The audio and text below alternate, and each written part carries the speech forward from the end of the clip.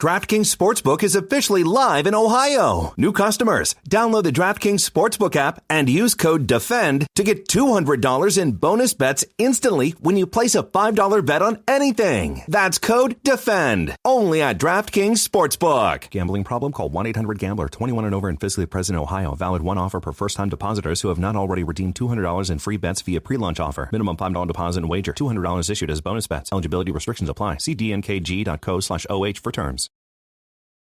Fact or myth? In the big game, the coin toss usually comes up heads. That is a myth. In fact, tails has come up more often in recent years. Football is full of myths. Like the pigskin isn't actually made of pigskin. Gambling is a share of myths too. Unfortunately, believing gambling myths can cost you a lot of money. So learn what's myth and what's fact at keepitfunohio.com. You'll also find helpful tips, interesting quizzes, and great games, all to help ensure gambling is always fun.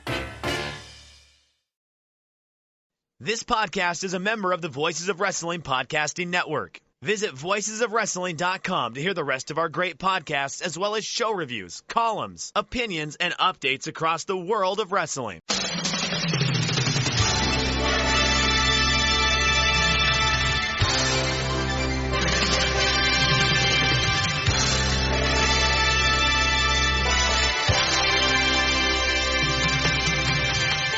Hello everybody and welcome to the Super J-Cast. I'm Joel, joined by Damon McDonald. It is Saturday the 7th of January 2023.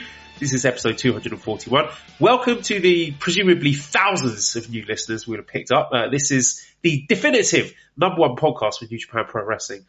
This is probably going to be our most listened to podcast of the year, Damon. People are desperate to hear our Wrestle Kingdom 17 takes. So what should we talk about first? Should we go with poo or pornography or genitalia? Because we've got to put our best foot forward here. That's a very good point. I didn't consider the pressure now that we now have with, yes, what will hopefully be at least a few new people popping in, seeing what we thought about Wrestle Kingdom. We do it every year. We do it every single year. And it is a popular episode. Besides the Kevin Kelly interview, that always does pretty well. This and what do you think? G1 finals, maybe? Not in the past couple of years, though, that's for sure. But yeah. The mid-year list used to be a big one. Yeah. Yep. I mean, look, it's great to have buzz again for this product. It's fantastic. Feels good because, I mean, we say it all the time, but it felt like the light final, like we always say, the light's at the end of the tunnel. We just got to hang in, and we just got to. And I felt like this was a definitive step into the spotlight, the sunshine, if you will, the pot at the end of the rainbow. We are Scrooge McDuck in the pot right now. So, and from what I understand, decent financial numbers as well, right, for New Japan. So, hey, look. You can't complain about much right now. You got to be pretty happy. Well, the game's up for us, David, because as everyone knows, we spent the last 3 years just pretending that New Japan was good and enjoyable. So what are we going to do now that it's actually receiving this widespread critical acclaim? Right. I mean, we can continue doing what we do, but yeah. The suggestion here from Steve O'Neill says, fuck the wrestling off and just talk about food for an hour. It's so good. I like that idea. Me too. I tell you what, remember we were talking about doing something completely different, and food was probably the number one hit. That in like porno ratings, I guess. Porno. Well, Booze's friend has got that corner of the market covered. Oh my God, what a job that guy has! I mean, just. I mean, how do you get that? I guess you know what? I guess you kind of start like us. And you just kind of do it because you like it, and then another person hears it and likes it, and it just catches on. Yeah, I know though. What a job that is. Christ almighty. And how do you rate? Like, what would be? Well, I guess you could easily rate pornography, right? You could easily, right? I mean, I would think your genitalias give you your stars, right? Yeah. Okay. So what would the criteria be? We're going like psychology, storytelling. No, I don't want story. Bumping. Bumping, definitely. We need work rate. Work rate is very important. Mic skills, if you know what I'm saying. Here's the thing too. I don't think I like video. I like it shot on video as opposed to shot because it seems a little bit dirtier. I don't know than like film. Like I don't want like an art noir piece. I don't give a. I want to see some nasty shit. Yeah, I think how it's shot is important. I don't need a story. I just need a general theme, right? So if we're going to go, whatever. I don't think anybody's looking for a plot. Let's put it fucking now. You got your dick in your hand. I accidentally got stuck in the washing machine. That's right. about as deep as it goes. That's as simple as it can get. And, and I think it's something all people can understand. Yeah, I hate when that happens. Right. Everybody can relate with this. And then it's there, and it's like, well, okay, well, I got to fuck it, oh, geez. Yep, this is the Super J cast. Have you ever tried audio erotica, Damon? No, but I thought I might want to. I thought, I might like that because I do because I think it's an important thing too. Like the, literally the acting of the performance. Yeah. So I do like the sounds. Like, what is it? Just like a bed squeaking and moaning and all that shit. We should get Gino Gambino to narrate erotica. That would be and something. She brought his pants down. Let me see those cans. Oh, how terrible. How terrible. Now, a great moment in New Japan history we're coming off of, and look at us. We've already run off all the new listeners. Yeah, they probably already half of the old ones. Yeah, I think we have 3 at this point right now. All right, well, look, we can go wherever you want to go, but I'm assuming that Wrestle Kingdom will be a hot topic here today. Yes, well, first, just a little bit of housekeeping, because we still haven't done our award show. Running a bit late this year. We need to decide, next week, what should the deadline be? Will we cover it in next week's podcast? Because I don't think there's any shows to review. Right. So, do it next week? Yeah, so if you don't have your votes in by Friday? Friday. Yep, Friday's your day. Because then we got to tally all this shit up. Friday's it. Wow. Don't recall you tallying anything. I don't tally shit. So for Joel to tally, is Friday good? I think Friday's the last day, right? Friday, right? Yeah, do Friday. Right. And then we'll do the awards show, or my God, how many years? 5 years have we done this? Many years, a lot of years. The most important awards, as we all well know. And it's just a fucking house party we got going on here. Absolutely. Let's go straight into Wrestle Kingdom then. And just my overwhelming feeling watching the show was, you touched on it, we're back. It felt like a Wrestle Kingdom. It looked like a Wrestle Kingdom. It sounded like a Wrestle Kingdom. The crowd were good. Commentary, fantastic. Aramitha says, can we hear your best Gino Gambino impression to celebrate him being back? I mean, you've heard it already in a very sexy context. But yeah, wonderful to have him back at the table. And just the whole ambience, the feel, the aesthetic, it feels like we're back, doesn't it? Yeah, it really does. And I will say this, one of the bonuses of, and I guess it would have happened anyway, but man, like the new video production, the screens and in the Tokyo Dome, they were pretty fucking amazing. Yeah, it felt, I don't think there was anything missing. You know what I mean? Like in past years, obviously crowds cheering was a huge factor, and even the amount of people. And it just felt like, guys were going out there and having great matches, and just in a complete fucking vacuum. And again, it's everything that we've talked about with clap crowds.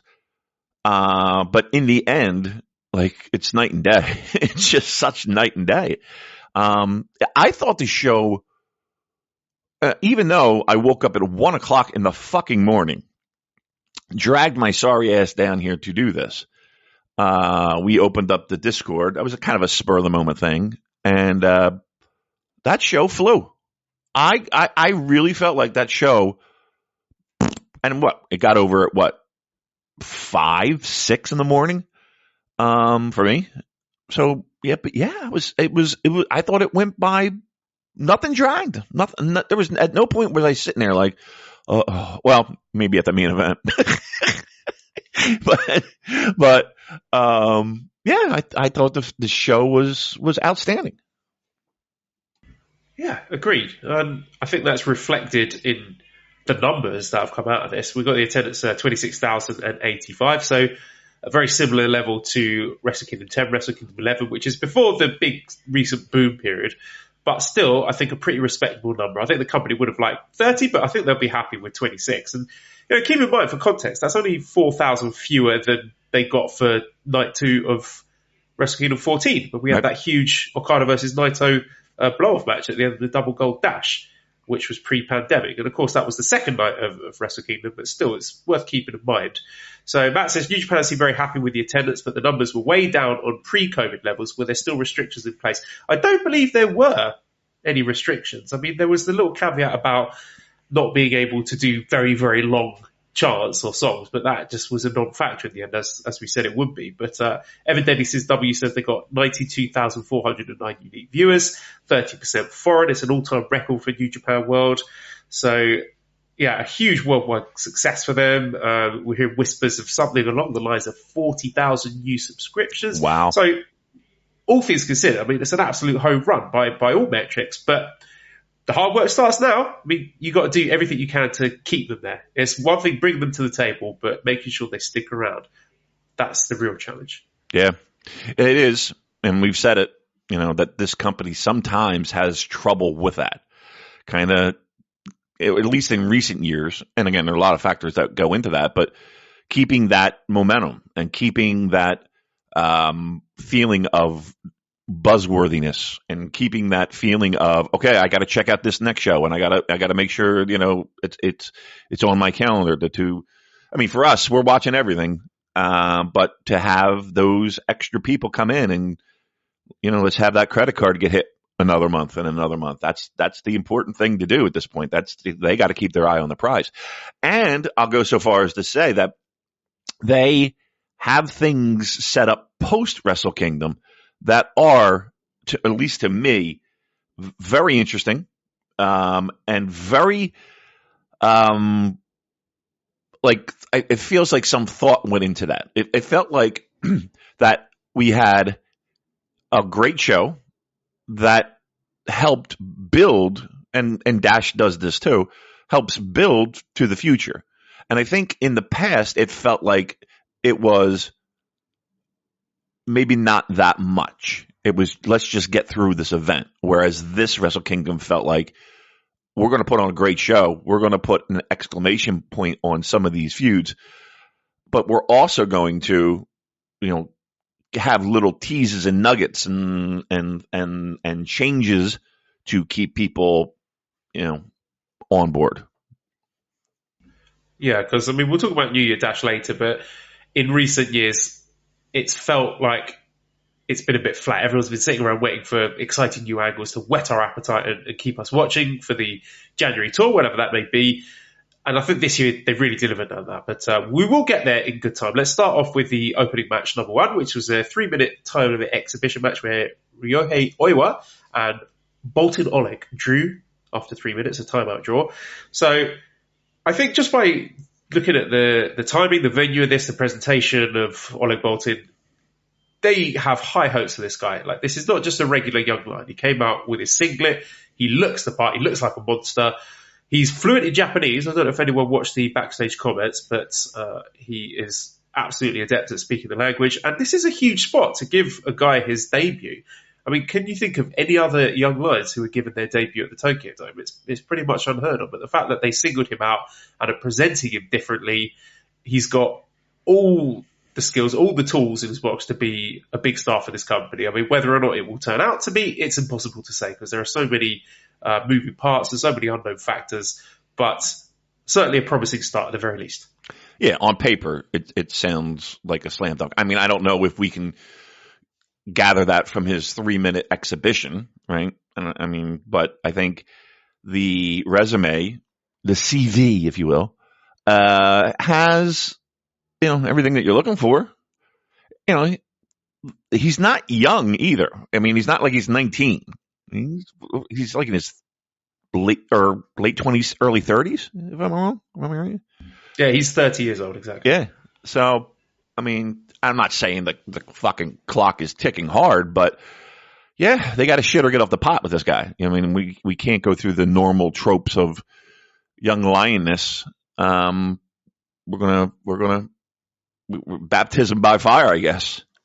Stick him in. I don't know about that because I think a lot of it is not so much age as mileage. Because if you've got a wrestler who started there, look at Joshi for example. They start when they're young teens, so then you often get them retiring when they're in their early 20s. So if this guy hasn't actually started taking serious bumps and working on the road and having that sort of physical and emotional wear and tear that goes with being a professional wrestler, then I don't think that age is too much of a factor, really.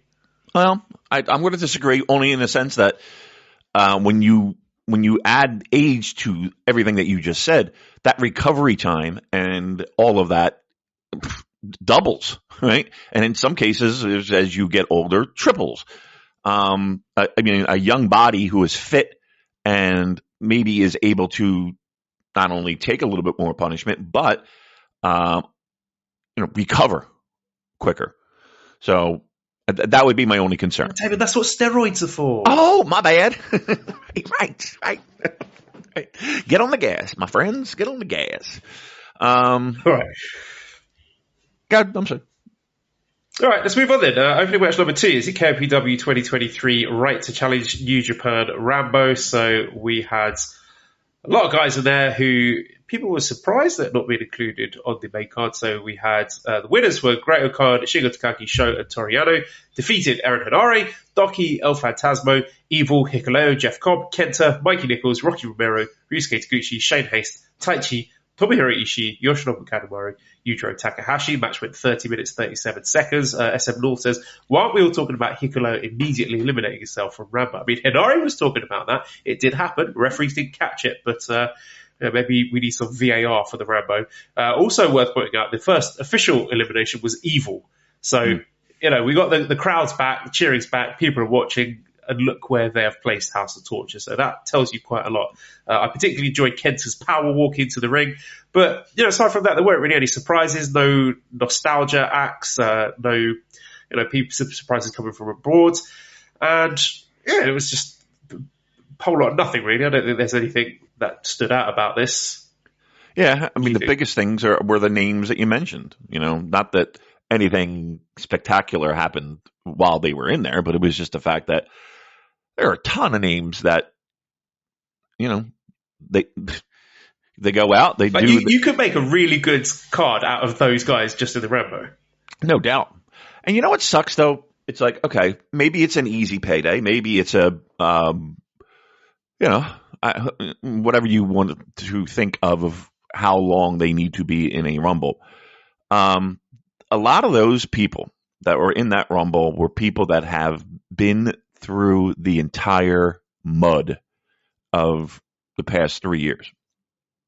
And I don't know, I kind of felt bad for them in the sense of, these guys were there putting in the effort and putting in on the shows and trying their best to work in a pandemic situation. And this is what all that hard work paid off to, in a show that is super important. Now, again, we talked about it a million times. It's good that they didn't just shoehorn matches just to shoehorn in matches. They stuck to their guns. This is the show. I'm sorry, we're sticky in the Rambo, but this is the show. But again, in the same breath, Shingo and even Hikuleo and guys that have, I felt, done a lot in the past 3 years. Not really getting a reward, or maybe they did get a reward by working, 5 minutes in a fucking Royal Rumble-ish situation. Maybe they're the real winners. Yeah, I was surprised that none of them appeared on Dynamite. There were some whispers that the people not involved might be flying over to the Wednesday show for that. So, if nothing else, I suppose this Rambo illustrates the depth of the New Japan roster. They've got a lot of toys to play with this year, so I'm sure they'll make full use of that roster. But yeah, there's certainly plenty of talent at their disposal. Boo says, as a resident strong missionary, how disappointed are you that none of the regulars didn't even get a sniff at the Rambo? I mean, I can't really complain about that when you look at this list of names. These are regulars in Japan, so if these guys... I was not watching this Rambo thinking, I wish there were more people in it. Right. And you couldn't have put some strong guys in there at the expense of anyone else here. So, no, I don't have any complaints about that at all, actually. And we did get some breaking news about New Japan Strong from friend of the show, Manabu, who has been reading Hiroshi Tanahashi's blog. And Tanahashi says that New Japan Strong is going to be finishing. He says that this recording of commentary is the last one for New Japan Strong. And the New Japan show in the US will be changed. David, Wow. Your thoughts on this? I'm actually kind of shocked by it. I mean, maybe they just want everybody under one roof. Maybe it's a cost cutting thing. Maybe it's, I don't know. Maybe they're not happy with I don't know. I think it's odd to just throw in the towel after what? Again, 3 years? 2 years? Yeah. That seems very odd, very weird. It's easy programming. It's an easy live gate, but I don't know. I think that is, if it's true, if it's accurate, and why would he say it if it wasn't? I don't know. It seems a little disappointing. I don't see why. Give me a reason why. Tell me why. Anything to do with Ring of Honor? Do you think they're maybe getting into bed with Tony Khan and merging it with that?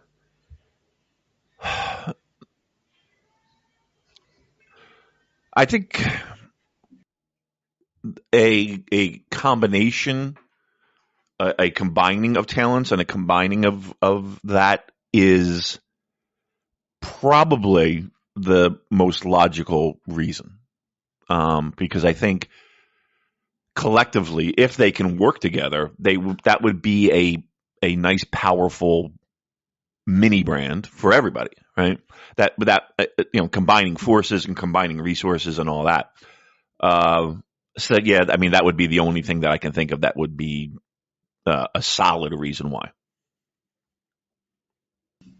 Yeah, very interesting. It will be certainly an end of an era with no New Japan Strong. I'd have to get rid of the Strong-along, which I know is all our listeners' favourite part of the show. Fine. We will have to move on to the next match, which was the opening match 3, the Antonio Inoki Memorial 6-man tag match. So this is Yuji Nagata, Satoshi Kojima, and Togi Makabe defeating Tiger Mask, Minoru Suzuki, and Tatsumi Fujinami. So Makabe pinned Tiger Mask after 9 minutes, 10 seconds. It just says pinfall here because Makabe, man, I mean, I know he has not wrestled much, and the ring rust is real, but he completely fucked up the finish of this match. I think he should really be thinking about calling it a day this year, and I suspect he won't be the only one. Real shocking here that they didn't do any Kaze ni Nare, that they all came out to the Fujinami theme, and that gave this cheering crowd back at Tokyo Dome that they didn't let Suzuki have that. But Fujinami, man, it's just incredible shape for a guy in his 70s. And it's interesting to hear that they're going to be making a movie about Antonio Inoki. I mean, the match was fine, nothing to write home about. I was more interested in the backstage comments where all the dads are sharing their memories of Inoki.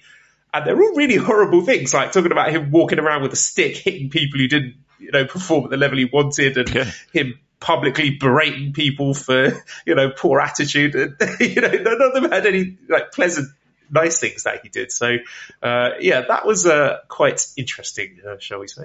Yeah, if you were attempting to be a star during that time period, yeah, it was a different time, and I would say in most likelihood, you probably wouldn't be able to get away with a lot of the nonsense, the discipline, the disciplinary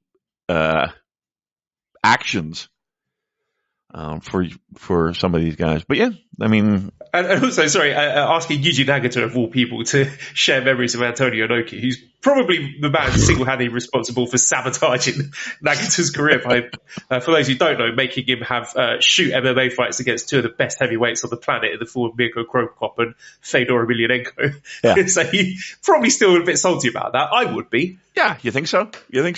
I mean, and this is a time when Nagata was, he was one of, if not the top guy in the company at the time. And yeah, he just got fucking fed to the wolves. And I hate to say it, exposed, right? And again, the people kind of, I don't know, it didn't cast him in a very good light for his remaining years on top because just of those fights. And just to put him in there, two of the best heavyweights of all time in MMA. It's not going to end well. But like, what is he? Not what he was hoping for. And here's the thing: Inoki always was fascinated with blending in all various disciplines of mixed martial arts, but he just had this fucking fascination with putting his guys in weird spots and that they didn't have any control over. Yet he spent his entire career putting himself in those situations. The only difference is that he could control those situations. You know what I mean? So just fucking, I feel, look, when the book is written on everything, when Chris Charlton gets done that fucking Inoki book, here's a hint for you, Chris. There's a little nudge for you to work on this summer. That's going to be a good read. That is going to be a fucking crazy read, no doubt. And there's already a book out, just a full book on the Inoki Ali fight. That is really great. I highly recommend it. Go out of your way to read it because it is a very good read. But that element of Antonio Inoki's career is a fucking book. Imagine the rest of the timeline. You know what I mean? And look, we did do an Antonio Inoki retrospective podcast. There you go. We've done it. We've managed to squeeze it in there. And that's the best you're going to get. All right. Main card then. So first match was the IWGP Junior Heavyweight Tag Team Championship match where the champions, Catch 2-2, Francesco Akira and TJP, defeated the challengers and the Super Junior Tag League winners, Leo Rush and Yo, in 10 minutes, 29 seconds. So TJP pins Yo with a necklock, which came out of nowhere. And I suppose the big event for this match was Leo Rush getting fucked up. I mean, he got his face smashed into the ramp. Yeah. And something must have gone wrong then because he was in a bad state at the end of this. And the injury is so bad that he's actually missing the Battle of Los Angeles. So we hope he gets better soon. That was really unfortunate. Although him being covered in blood did make him look like a badass and did really contribute an extra layer of drama to the match. And I love this match. I mean, for 10 minutes, this is exactly what you want. Just the perfect way to open a show like Wrestle Kingdom. And credit to whoever is booking this division, taking this bunch of misfits and molding them into the hottest junior tag match since, Wrestle Kingdom 12, since Roppongi 3K versus the Young Bucks. And I thought it was pretty cool that TJP got the win here because it's a nice feather in his cap. I think he's a really underappreciated member of the roster and he's done a great deal of good work, both in Japan and on New Japan Strong. And it was a really nice story with all, these spectacular high spots. And the match ends with an inside cradle that nobody saw coming. I mean, you expected a big tag move finisher, but you didn't get it. So it was TJP using his smarts and his experience, which in a very believable way. And I think Catch 2-2 deserve the Tokyo Dome win. They deserve to keep the belts because they are tremendous. They are the aces of the junior tag division. And, given that Yo is going for singles gold, it may be a while before we see Yo and Leo Rush team up again. So, fantastic opener. Yeah, just like you said, it's exactly what you want for an opener. Yeah, and I think that if there is any disappointment, is that it looks like that tag team is going to be put on the shelf for a while, and I really like them a lot. I thought, once again, new life was breathed into Yo, who desperately needed it, and I thought they worked well. I thought the team looked good. I thought the team was solid. Like I liked the dynamic between the two. I thought they worked really. They had very good chemistry. I was a bit disappointed, knowing that that's pretty much it for that tag team. So, but yeah, look, the match was fucking exactly what we wanted. Crazy, car crashy, big time flying moves. And then a finish that came and surprised everyone. No one expected that, so I thought that was a nice little touch too as well. Very good. Second match was the IWGP Women's Championship match, where the champion, Kairi, successfully defended against the challenger, Tam Nakano, in 5 minutes 47 seconds following the insane elbow.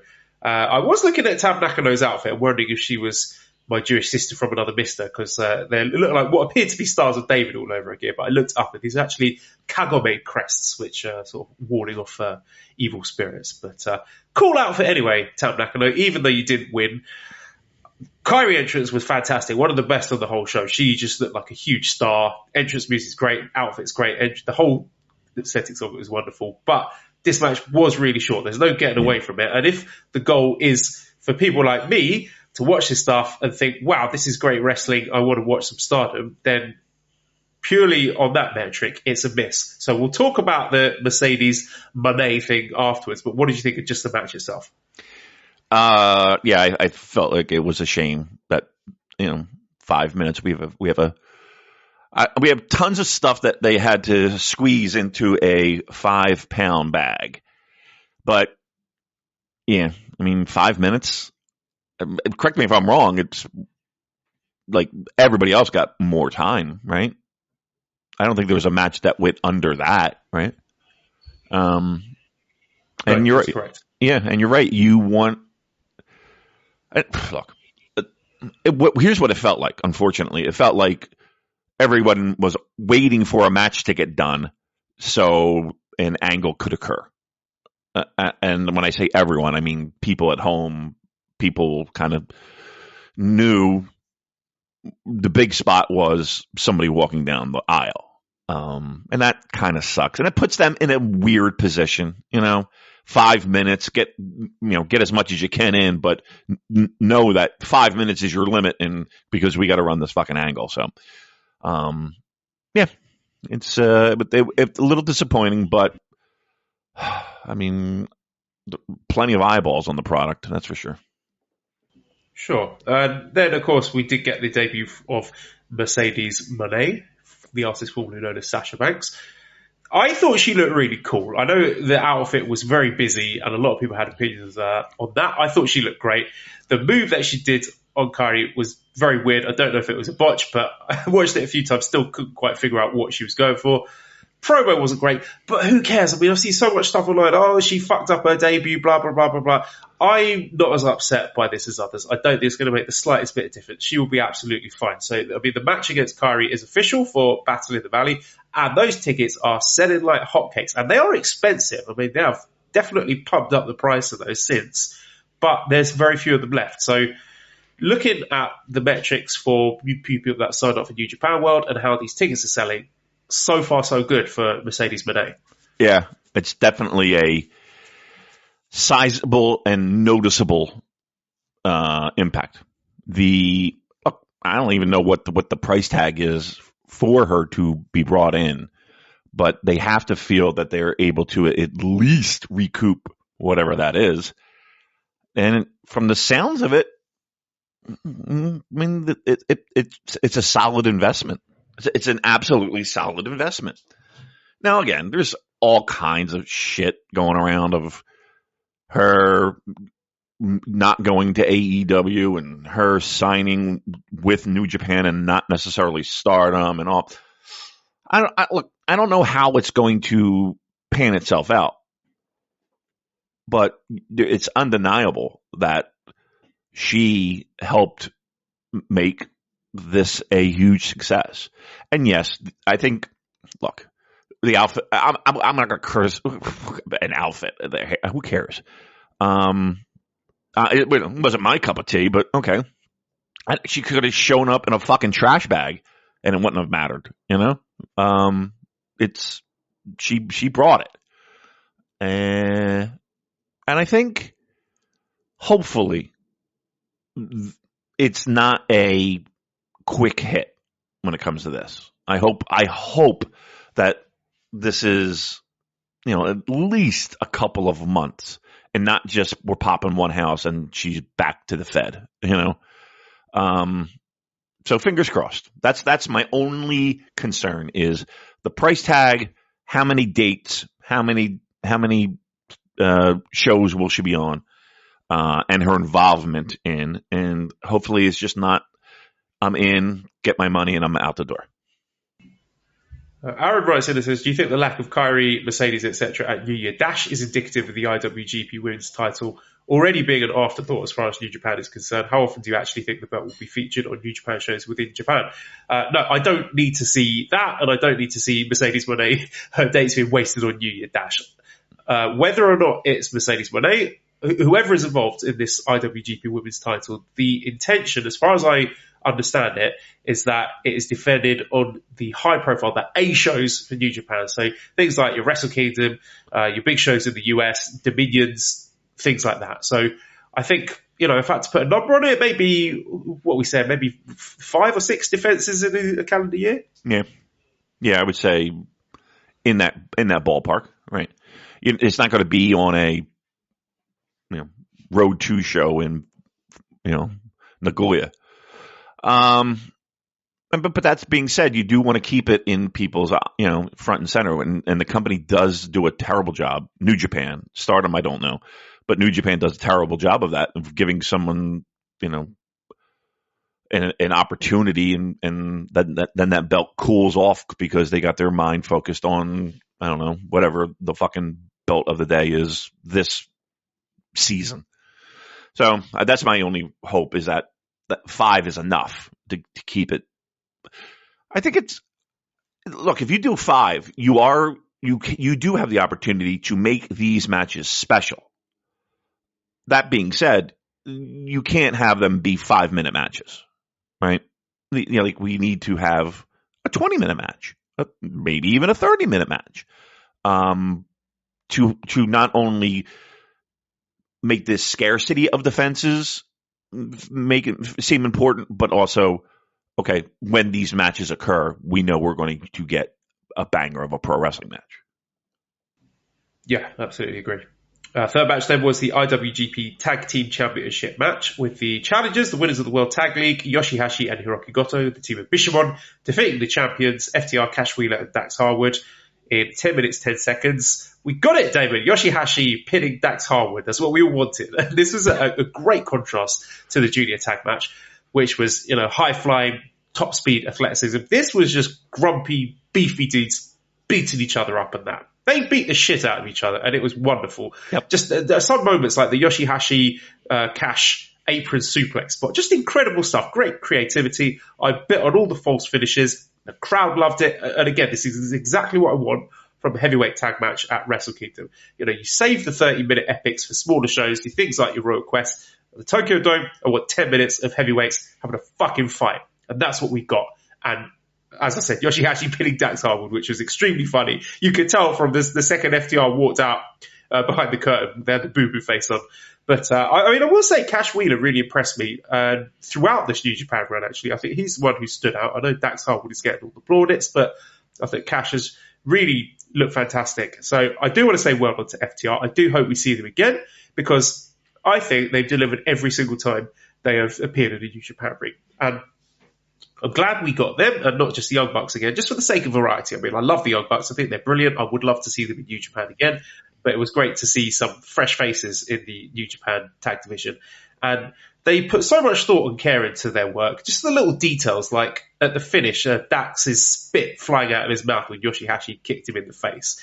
And yeah, I love this match. I thought it was tremendous. I like Yoshihashi directing traffic, barking at Goto to get into place. That was really cool. And more to the point, I'm throwing flowers at FTR. Let's put some respect on the name of Bishamon, as the PWI have finally managed to do.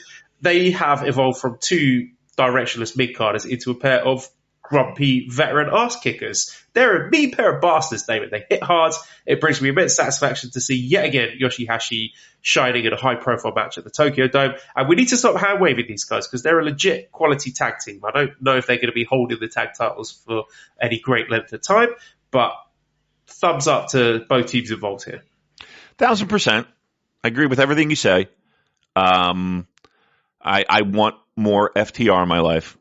Especially in a New Japan ring. If however we need to make that happen, let's make that happen, because I think it's, no matter how you slice it, it is a net positive having them in a ring for New Japan.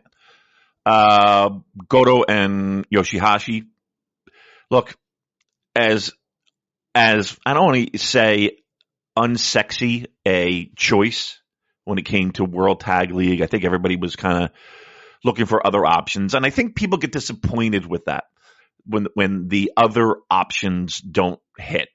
And it's a true, reliable, and even, to a certain degree, a fresh coat of paint on two guys that desperately need a fresh coat of paint, who have performed, quite honestly, in big spots, outstanding. You know what I mean? Like, in a big spot, that tag team can fucking deliver. And they did again. So yes, when you get into your fantasy booking mindset, of course, it's not the sexiest thought of having Goto and Yoshihashi fighting for your tag titles. But at the end of the day, what a fucking solid choice. And dare I say,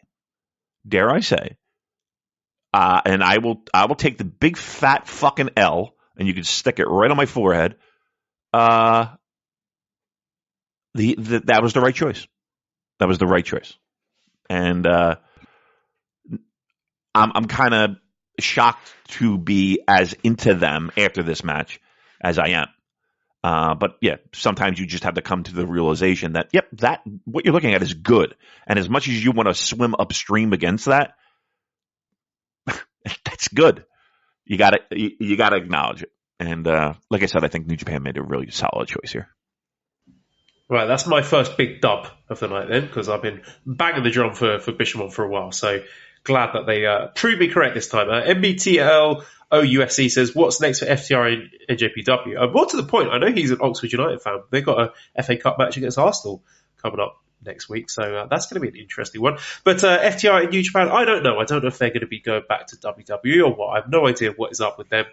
I hope they do come back to New Japan, but it's just so difficult to tell. Everything is in flux with the state of US wrestling at the moment, all the drama that has happened in AEW, particularly surrounding FTR and Punk and the Bucks and all those guys, and all the shenanigans going on at WWE. It's impossible to say. But, gun to your heads, do you think we'll see FTR again in New Japan this year?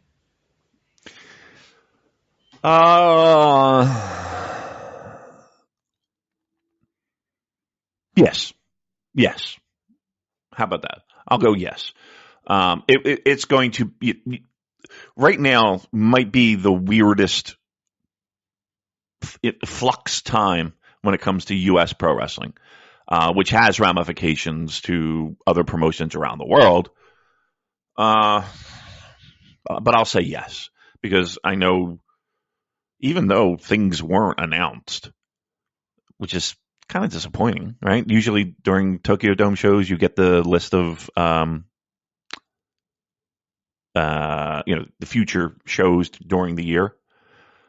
I'm sure they have big plans. Let's put it that way. Big plans. So having them on that card, that might be a good move. Fourth match was the 50-minute time limit NJPW World TV Championship Tournament final, where Zack Sabre Jr. defeated Red Narrator in 10 minutes 32 seconds via arm lock crosshold.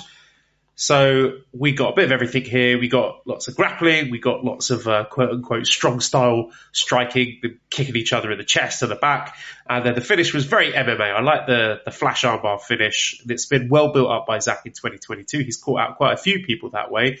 And it's an interesting contrast to the usual sort of submission job you get in professional wrestling with guys stuck in the hole for ages and pulling faces and agonizing and trying to get to the ropes. This is, no, I've got to tap out or this guy's going to pop my elbow out of its socket. So I like that. I like sort of mixing it up with the realistic, more sort of shoot style inspiration there.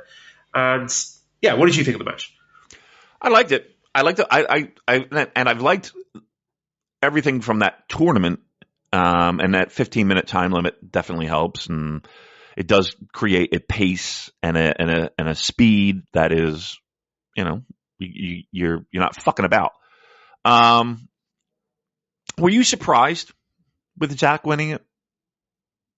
No, I mean, I was just going to say about that. I said on our preview that a lot of people are thinking that this is just a narrative title, but I said I thought there was no wrong option as far as the outcome goes, and it makes sense when you see what they did with Zach afterwards with TMDK, Mikey Nichols and Shane Hayes coming out and Zach joining them.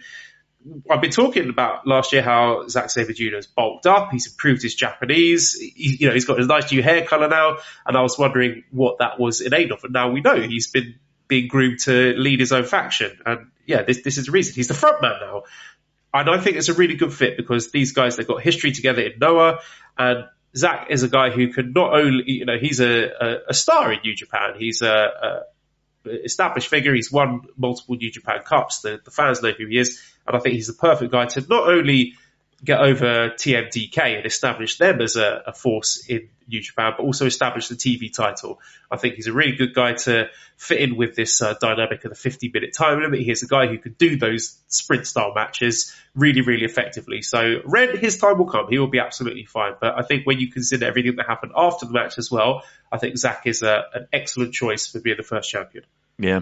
And I know what I like too. I like the fact that it feels like there was a commitment on New Japan's part for Zach, to have him not only win this title, win this tournament, now leading a faction. He's, as you called it, the front guy.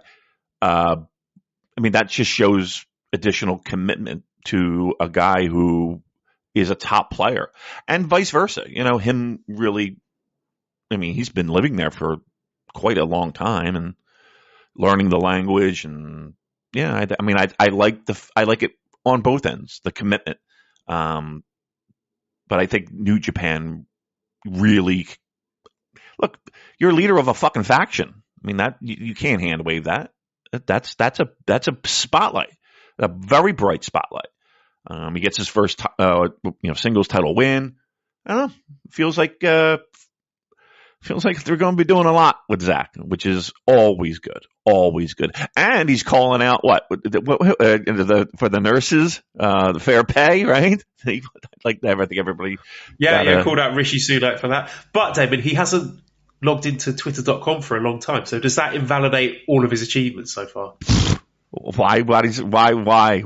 No, stop. No. Come on. Just please. Oh, I haven't logged in either. What do you think of that? Right, you're cancelled, mate. Okay, the fifth match is the Never Openweight Championship match where the challenger Tama Tonga defeated the champion Machine Gun Carl Anderson in 9 minutes 36 seconds with the gun stun, or kind of a gun stun. Louis says, how many Carl Anderson shirts are in your pro wrestling tees basket after that Tama Tonga Never Openweight title match? David, did you see the star rating that Dave Meltzer gave this match? I did. I was kind of surprised. I thought he... Yeah. I thought there was a real good possibility you were purchasing a T-shirt.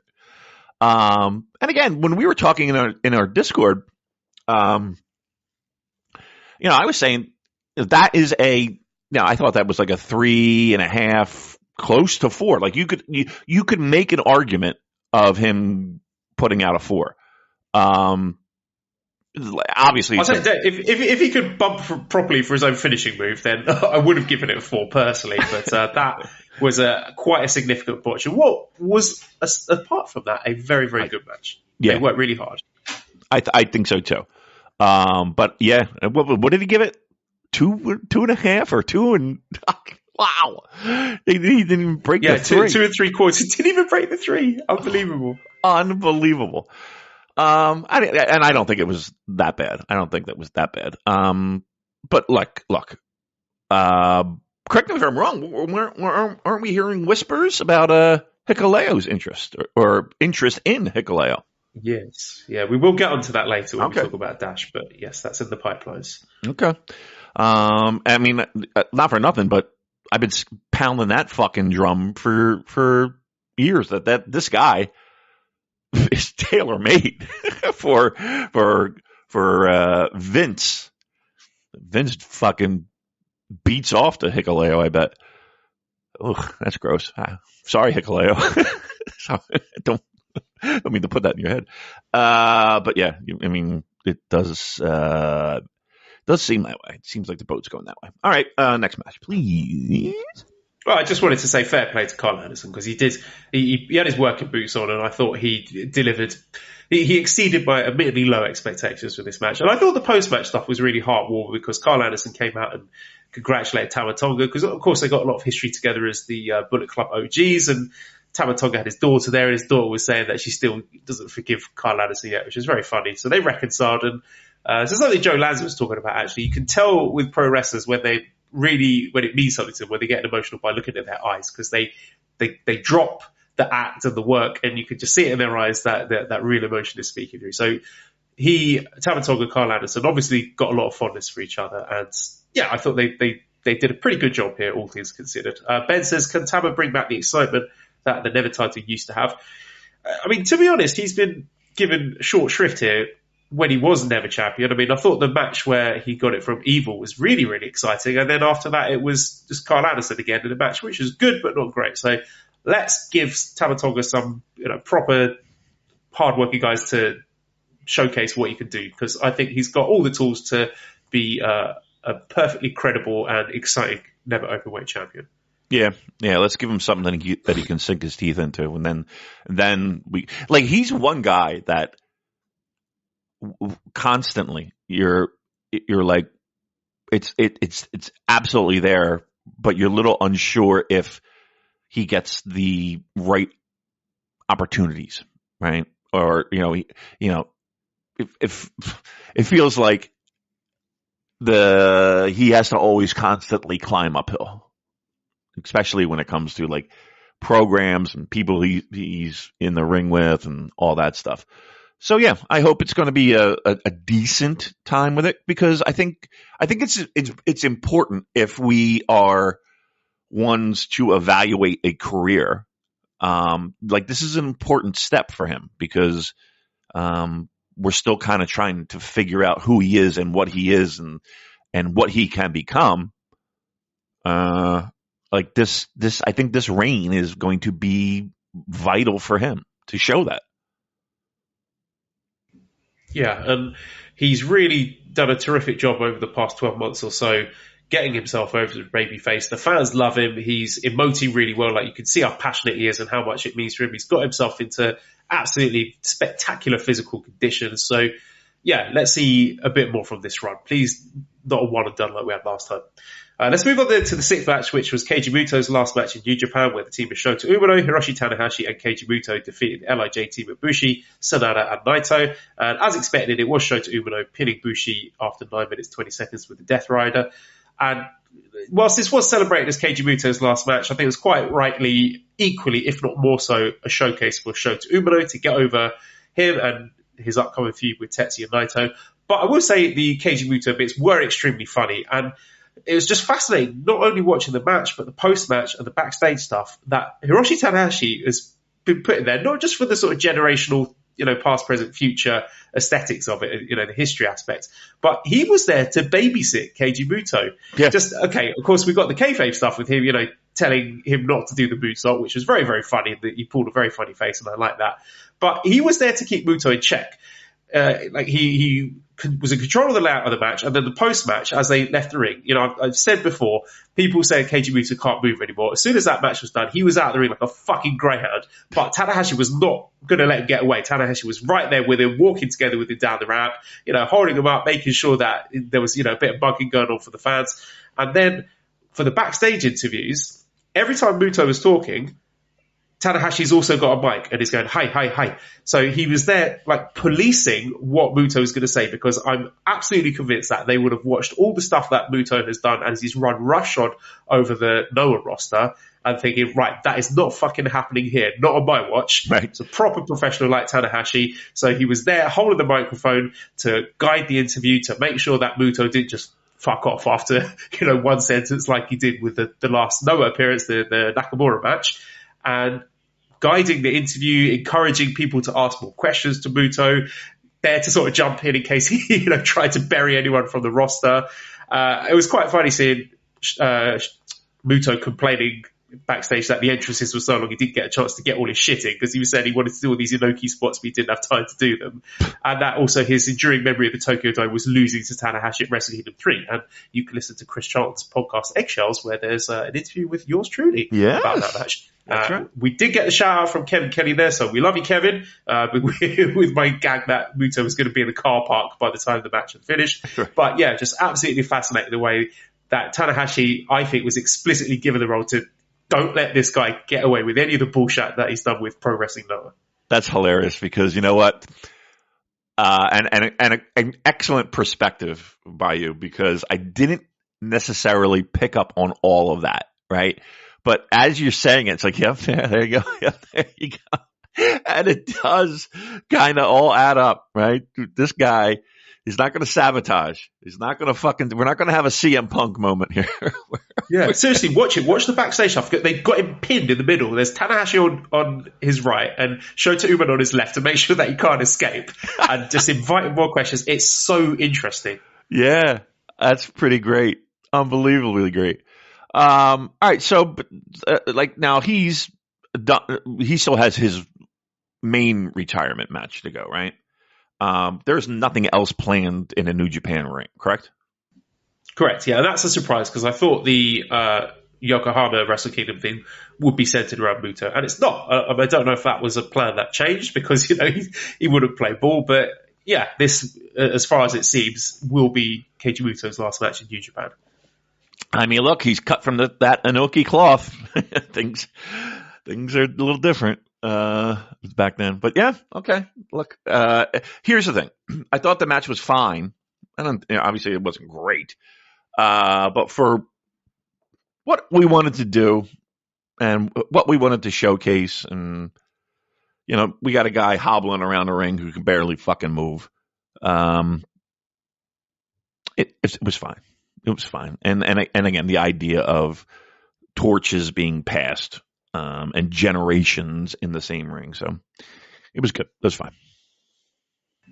Seventh match was the IWGP Junior Heavyweight Championship four-way match, with Hiromu Takahashi winning, defeating El Desperado Taiji Ishimori, and he pinned Master Wato after 60 minutes 43 seconds after the time bomb 2. So Hiromu is your new IWGP Junior Heavyweight Champion. I'll take another victory lap here, David. This is exactly what I said would happen, that this match was going to tell a story to get the crowd behind Master Wato and have them begging for the win. We thought they might have someone steal the win, and they did that in the end. But I think mission accomplished with Wato with regards to this match. He looked the best that he's ever done. Very smart the way they had him systematically take down everyone in the match and have them been basically compromised to, looking like he was about to win. And everyone coming away from this match, people, all the Wato doubters watch this again. You know what? He looked like a star there, and he's ready or very close to being ready. So as exactly how I predicted, this is exactly how the match played out. And I was really upset that Wato didn't get the win. And I'll give him the benefit of the doubt, and I'll see where they go with him before I completely shit on this. I'm squatting over it. I've got my pants down, ready to shit on it. But I'll see what happens with Wato over the next few months before I do that. And whilst Hiromu, it does feel like, oh my God, I can't believe he's champion again. He hasn't actually been champion for 2 years, which did surprise me a little bit, because just everything that's happened in the pandemic has sort of merged into one big time mush in my brain. Hiromu said he wants to break the defense record for the title, which I think is 11 defenses. I sincerely hope that doesn't happen, but who knows with this company. So what did you think of the match? I liked the match. And it's at times it did feel like I'm not the biggest fan of 4 guys in the ring at the same time. It's just too much, especially with those 4. And I think, like in a lot of cases, moves were missed from camera people just because there was just too much shit going on, especially in the beginning. I've never been a fan of Master Wato, and I think that is clear to anyone who listens. That being said, the idea of all people involved in that match had a common goal of helping elevate Wato. And you're right, people bit on, and I bit on more than one near fall. He didn't look bad. He didn't look like he needed to be carried. He didn't look like he was like a deer in the headlights in the ring.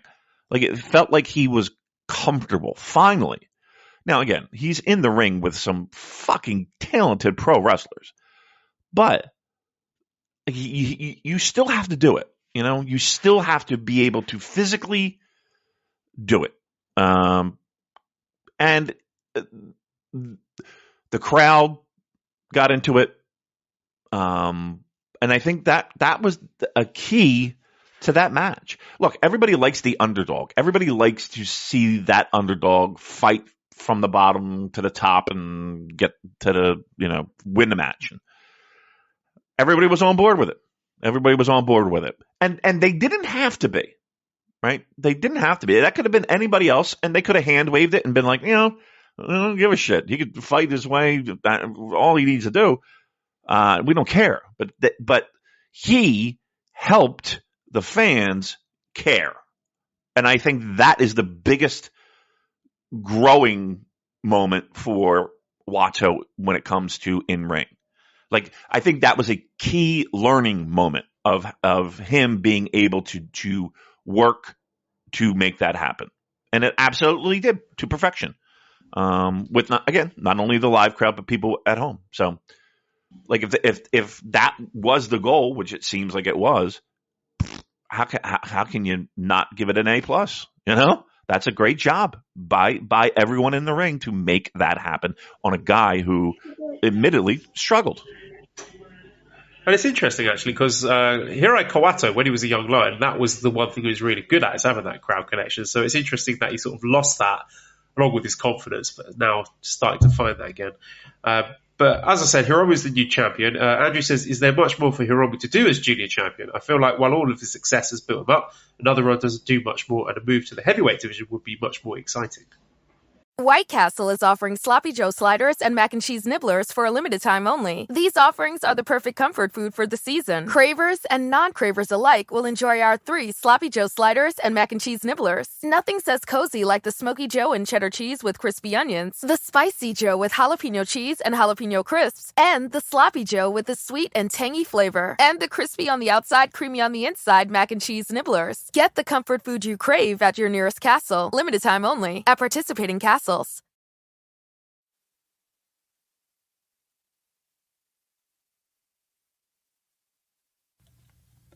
Become a part of the Horton team. We're looking for welders, painters, assemblers, machine operators, cabinet makers, and other positions to build emergency vehicles that help save lives. Join us at our hiring event on Wednesday, January 18th from 2 to 5 p.m. at 3800 McDowell Road in Grove City. We offer a huge $1,500 sign-on bonus and great benefits such as 401k match, medical coverage starting day one, and much more. For more information on what Horton can do for you, visit careers.revgroup.com and search Grove City. Fact or myth? In the big game, the coin toss usually comes up heads. That is a myth. In fact, tails has come up more often in recent years. Football is full of myths. Like the pigskin isn't actually made of pigskin. Gambling is a share of myths too. Unfortunately, believing gambling myths can cost you a lot of money. So learn what's myth and what's fact at keepitfunohio.com. You'll also find helpful tips, interesting quizzes, and great games, all to help ensure gambling is always fun. It would just be fresh matches. But freshness does not necessarily negate the fact that you're going to get great matches. I mean, you have, one of the best junior heavyweights ever in New Japan in Hiromu. Having a belt and pretty much guaranteeing when he's on the show of the match being really great. So you can't complain about that. If you want fresh and new, everybody wants fresh and new. And I get it, but what more can he do? Maybe not too much fresh, but you can get consistent great matches, and I'm okay with that. Let's move on to the 8th match, was the IWGP US Heavyweight Championship double main event. The challenger Kenny Omega defeating the champion Will Ospreay in 34 minutes 38 seconds with the one-winged angel. So Kenny Omega is our new IWGP US Heavyweight Champion. I've got a lot to say about this, Damon. Might surprise you. Let's start with the entrances and just the pageantry, that sense of occasion. And some of the Kenny Omega entrances haven't landed with me in the past, like the Undertale stuff that he's done is a little bit too dorky to be cool. But this Final Fantasy VII Sephiroth-inspired entrance with a proper licensed music made him look like a fucking boss. Like, literally, like the final boss of a video game in the best possible way. And I get the feeling this is exactly the entrance a fellow geek like Kenny Omega has always dreamed of. And it was very appropriate to introduce Kenny like a video game final boss or an anime villain, because that's exactly how the match played out. We had Ospreay coming out to his old babyface junior theme, elevated, and that's the key theme here in the match, elevating Will Ospreay. Yeah. For people who pay attention to these little things, these are a huge flash and arrows telling you what to expect here in the match. Kenny is the big bad, Ospreay is the underdog, and even the excellent pre-match presser interview set the scene for that, with Ospreay pouring his heart out in a very real way over all the struggles, the tribulations, the sacrifices he's made over the last 3 years, and Kenny just shrugging his shoulders and saying, that's a you problem, I'm just here for business, I'm going to put you away, take your title. But also there's that extra little bit of spice with Ospreay having knocked out Kota Ibushi in the Wrestle Kingdom 13 opener, prevented him from potentially being there for Kenny in his last New Japan match in 4 years. So we got that Ibushi story bubbling away in the background. And look, normally I'm very suspicious of Ibushi being used as a dramatic device in other people's stories, but I thought it worked here because of what went down at Wrestle Kingdom 13. They couldn't just not use that. And Wrestle Kingdom 13 also, the last time Ospreay won a match at Wrestle Kingdom. So 4 years ago and counting. So in terms of the story, we've got so much to sink our teeth into. Before they even set foot in the ring, we've got anime villain Kenny Omega. We've got young upstart Will Ospreay. Now, it's a fairly common narrative trope in anime, and a lot of fiction, to be fair, where the young pretender gets an absolute battering and proves that they're not in the same league as the big bad. There's many such cases of that, and that is exactly what happened here. Kenny out-wrestles Will. He out-muscles him. He outstrikes him. Every time Ospreay tries to use his athletic advantages, Omega outsmarts him. Ospreay cannot land the Oscar. He eats shit on the apron, smashes his own back in. Everything that Ospreay usually does to win his matches, Kenny Omega can do better. And Kenny is putting on an absolute merciless beatdown on Will. The table, that was the illustrative moment as he stomps Ospreay through it, smashes his bloody head through it. There were some spectacularly memorable and violent visuals here. And Kenny's cartoonish, over-the-top villainy worked well here when it was contrasted with Ospreay, who was really earnest and desperate, his struggle to assert himself. The spot where he did the Shining thing, the here's Kenny, the villainous cackling, that worked here because Ospreay is getting absolutely killed in a really violent way. So Kenny's shtick looks grotesque and makes him look like a monster. And make no mistake, it was like an extended squash match. Sure, Ospreay got in a few hope spots, but for the most part, there was no comeback. We were all waiting for it, but it never came. Omega destroyed him and somehow managed to make 25 plus minutes of control absolutely captivating. Will's getting increasingly desperate, and every time he goes for the high-risk move, Omega reads him like a book and lands something even nastier, like the DDT on the turnbuckle or the Avalanche Kreutz Roth. Absolutely breathtakingly dangerous spots that, these could cripple someone with the slightest mistiming, the slip of the foot, but these are two of the best professional wrestlers on the planet ever. I'll say it, two of the best ever. This is what they do. They put on an absolute masterclass of striking and high spots and plunder spots and storytelling. This had everything. And look, some people might tell you that this was just a disconnected bunch of spots. Those are the people bent over with their pants down, showing their entire arse. You can safely ignore those people. They don't know what the fuck they're talking about. This had psychology and storytelling in bucket loads. And a lot of people went into this expecting a flippy-do exhibition match. And there certainly was a bit of flippy-do early long. That was part of the story. But instead, it turned into a war. There's no other word for it. It was a stay-down match where Ospreay ate everything, but he kept getting back up to eat more punishment because he's got more heart than brains. We had some AJ Styles Bullet Club callbacks in the match. I loved having United Empire guys ringside. They were living and dying by every twist and turn. They're not getting involved, but just reflecting all the twists and turns and reacting to it in an emotional way that resonates with you as a fan. And the dramatic climax of this systematic destruction of Will Ospreay, that straitjacket suplex where Kenny keeps control of Ospreay's wrists. We all knew what was coming. The crowd are losing their minds. Ospreay's on his knees, covered in his own blood. And that incredible moment of acceptance mixed with defiance, a final fuck you to Omega from a man who's accepted his fate, spitting blood at the guy who's about to finish him. The Kamigoye, Kota Ibushi's move, the payback for injuring Ibushi at Wrestle Kingdom 13. There was no crazy finisher reversal sequence here. It was just a straight up execution into the one winged angel. For me, a perfect match. Just perfect. Ospreay afterwards desperately clutching at his lost title as Kenny takes it away. He's in tears backstage about how he's sacrificed everything and he's ended up with nothing.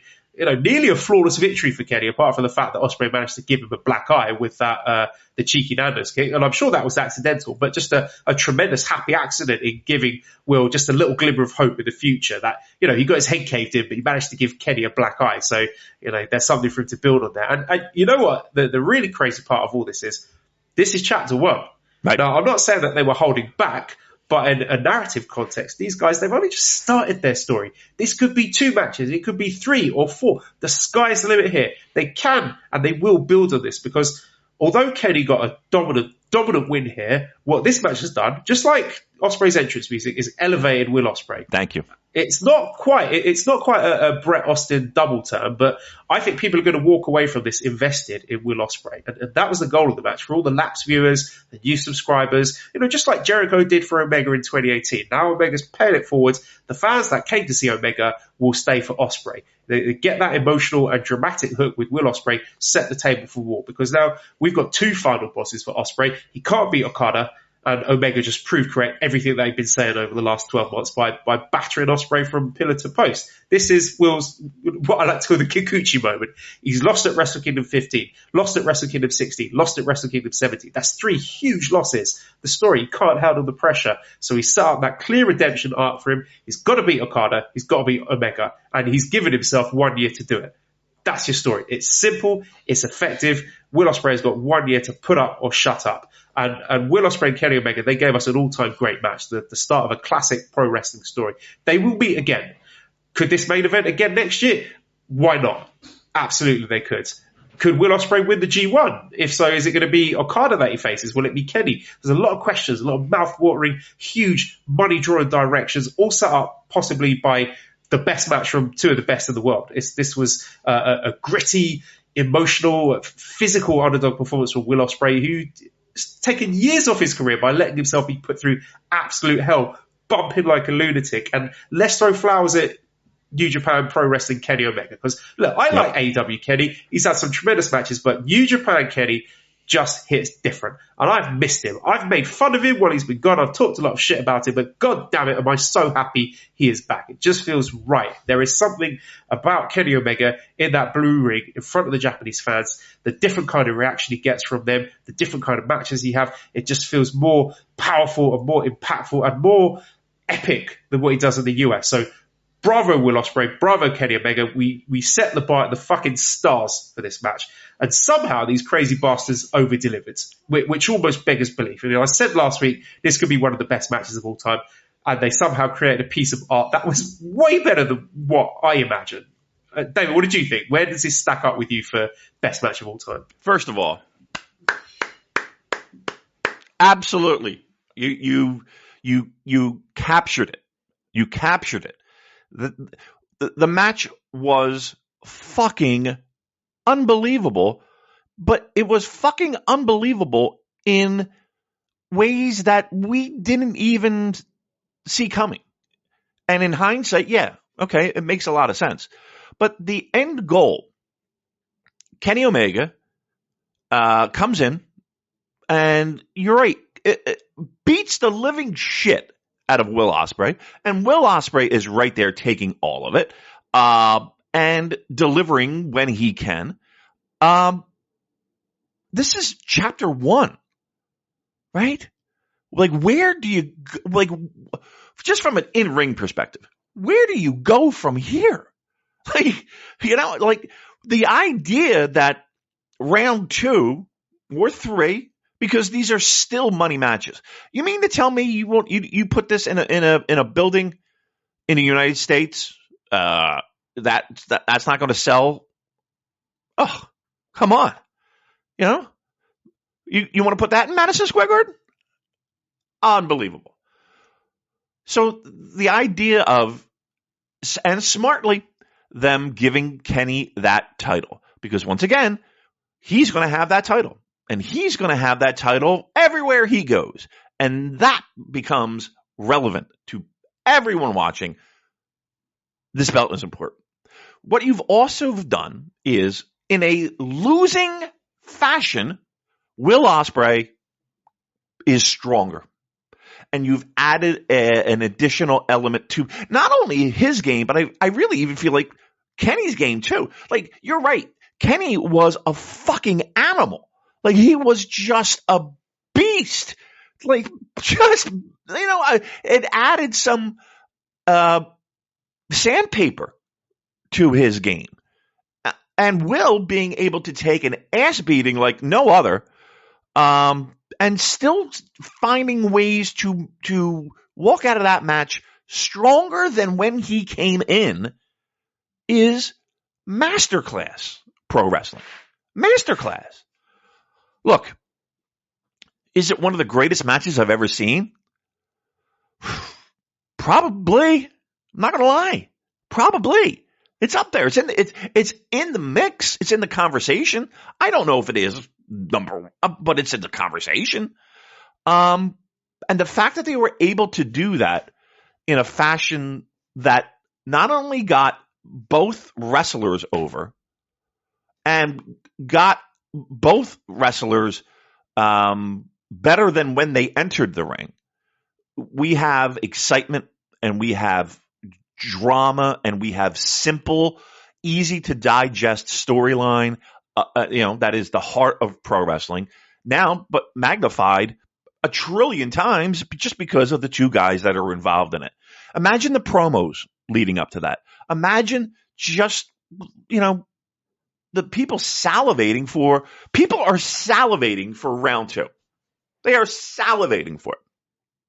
And for the first time in a very long time, Joel, we can sit here proudly doing a New Japan Pro Wrestling podcast that we have done for many years, and sit here and confidently say it felt like we're back. And I think, to me, more than anything else, we've established the fact that we have a star in Will Ospreay. We've established the fact that Kenny Omega in New Japan Pro Wrestling needs to be. It just needs to be. Now, again, AEW, we need to have Kenny in a New Japan Pro Wrestling ring. He is that important. He is that good. Like for all the ball busting we have done throughout the years on Kenny Omega, he fucking delivers.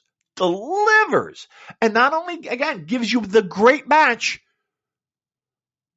this is a defining moment in Will Ospreay's career where he already was a guy who you knew you could count on for great matches. I mean, Wrestler of the Year, I think, for me anyway, he's a lock. And now he's elevated himself further. Think of that. Joel, he was Wrestler of the fucking Year at least in my eyes. We'll see how the votes tally up. He was Wrestler of the fucking Year, and he's even bigger and stronger and more important after he left that match. Unfucking believable. And that's, that's both guys, but you got to tip your cap to Kenny on that too, because he was a big key in that happening. So look, I'm looking forward to round 2. I want round 2. I think everybody wants round 2. And I'm telling you, whatever building they want to fucking put that's going to sell. That's going to sell. And trust me, I'll be one of those people buying a ticket for sure. Bash says, where do you think the rematch happens for Ospreay Omega? Do you think it makes sense for the AEW show in London? I'm thinking it's way bigger than that, I'm afraid. Yeah. AEW show in London is going to sell out whatever they put. But Ospreay Omega 2, if they do it in the States on an AEW show, that could do big money. Yeah. I mean, I'm talking MSG. I'm talking United Center, Chicago. I'm talking, at one point there was a lot of whispers about a outdoor show with AEW. So maybe that might go back on the table. But no, it's going to be big because it can be big. And not many companies have that positional power of having this type of match that could equal what might be one of the greatest, 3-4 match sets. Here's what it is too. For the first time, we're talking about a series of matches. And again, maybe I'm getting a little bit ahead of myself, but we're talking about the possibility of a series of matches that, for the first time, doesn't involve Okada. Like when we talk about this doesn't involve Okada. To a certain degree, it can. Like he could be weaved in, and that would be great. Because there are 2 bosses that Will has to get through eventually. But to have this in their back pocket, and again, Kenny, to be very clear, is an AEW guy, right? He's not a New Japan. He's not signed a 2-year deal and he's living. That's not happening. But to have him involved as much as possible, the sky is the fucking limit. And again, to have that in your back pocket as a pro wrestling company, you got to feel really fucking good knowing that you have that. And also, not only have we elevated Will Ospreay, we've elevated the US title here. Yep. And Will Ospreay's reign was tremendous. After he won it from Sanada at Dominion, there was the Orange Cassidy match, the Finley match, Naito, Shota, Kenny. That is a great run with the belt. Maybe one of the best ever. And that title, to me, it feels important now, having this caliber of matches. So Roberto says, why did Ospreay have to drop the belt to Omega? I understand the US belt actually being in the US for a stretch, but did they try that before with Moxley? And with what result? Maybe I just wanted to see Will go over. And Wrestling Dad says, after Kenny defends against Cobb, should he have a variety? Should he have a variety in his opponents, or do you think it's going to be title defenses versus the whole of United Empire? So Jeff Cobb looks like he's up next. That looks like it might be happening on an AEW show. But I mean, Kenny has said that he wants to wrestle against Shingo and Despy and Hiromu. So who knows what direction it's going to take. But I think this is a situation where I think Ospreay losing the title does more for him than winning it. Because like Absolutely. I said, you've got that emotional buy-in and you want to see him, get his redemption. So I love watching Will Ospreay. I think he's a great wrestler, and I don't think it mattered who lost it. No, actually, it did matter who lost it. I think it was really important that Ospreay lost the match. After you watch the match, then it makes total sense for the story for Ospreay to lose it. Yeah. And again, giving Kenny the title, it just helps elevate the title even more, I think. And the chase is vital. Defend that on Dynamite. Yeah. I mean, in hindsight, it makes perfect sense. And the fact that they did that. And again, this is a new management crew, right? This is a new management crew. The fact that New Japan Pro Wrestling did this is, again, I got to tip my cap to New Japan. Captain New Japan. The fucking New Japan.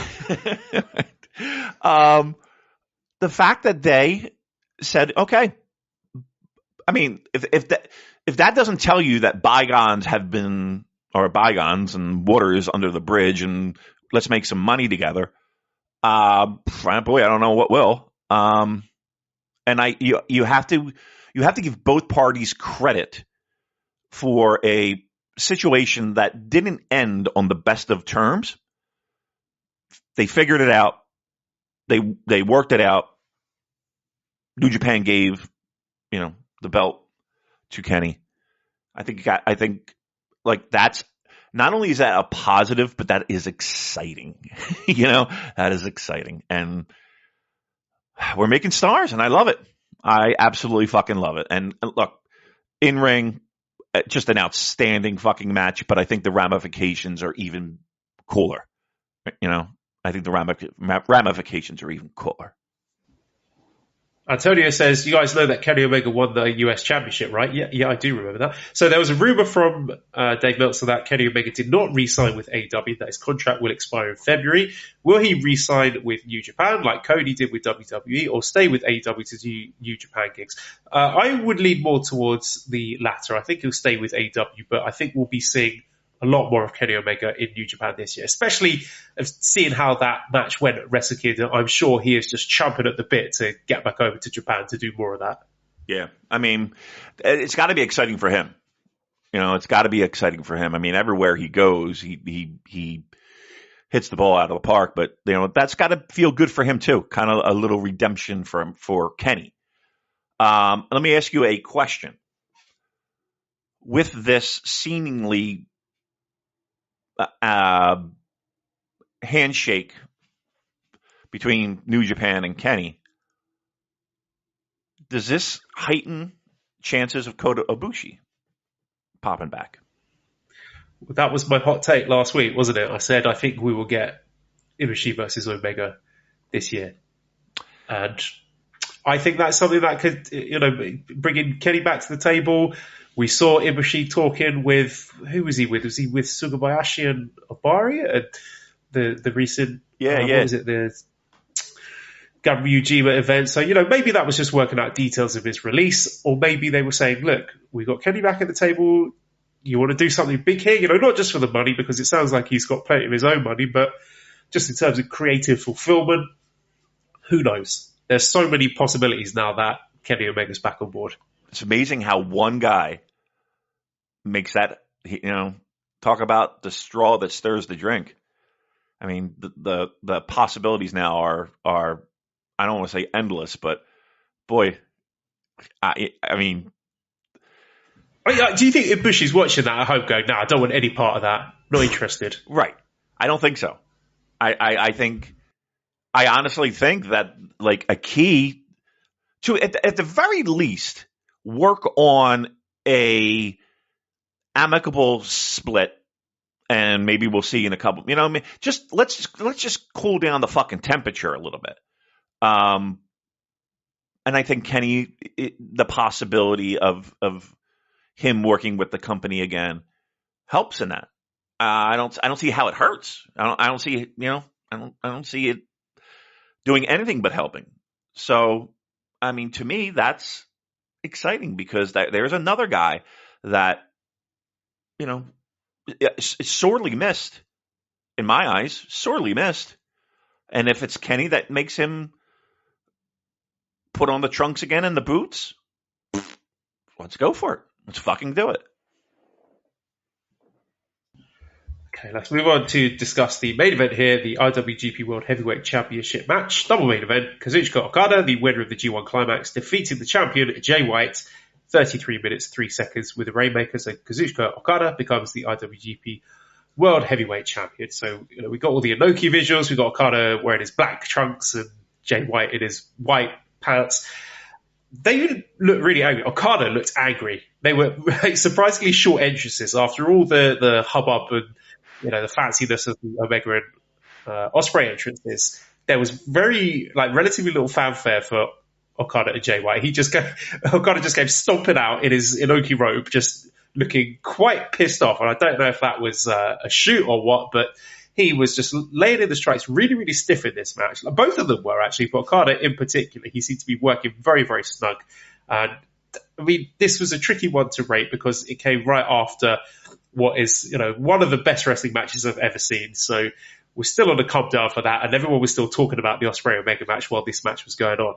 So I have had to watch it a second time, and I do think it is an excellent match, but just the timing and the placement really hurt them here. And they both worked really hard. There were some nice callbacks to the Wrestle Kingdom 13 shock finish. They played back to that, and Okada kicking out of the Blade Runner was a big surprise.